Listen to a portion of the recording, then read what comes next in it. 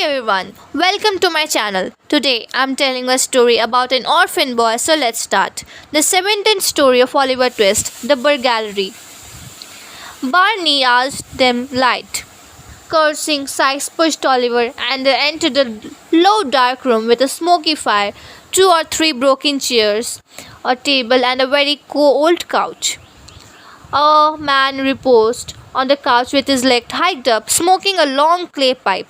He was dressed in a smartly cut snuff colored coat with large brass buttons, an old neckerchief, a coarse shawl patterned waistcoat, and drab breeches. He was Mr. Crackit. The little hair on his head was dyed red and worn into long corkscrew curls. His dirty fingers bore large common rings. "Bill, my boy," said this figure, turning his head towards the door. "I'm glad to see you. I was almost afraid you had given it up. Hello." As his eyes rested on Oliver, Mr. Toby Crackit sat up and demanded who he was. "The boy, only the boy," replied Sykes, drawing a chair towards the fire.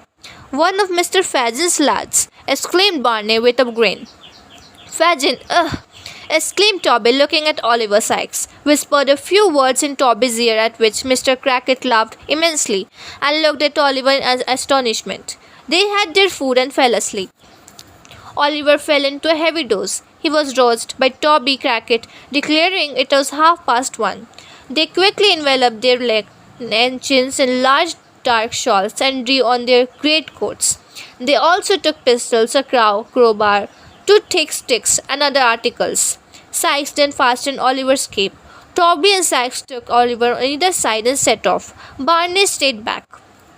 It was now intensely dark. The fog was much heavier and the atmosphere was very damp.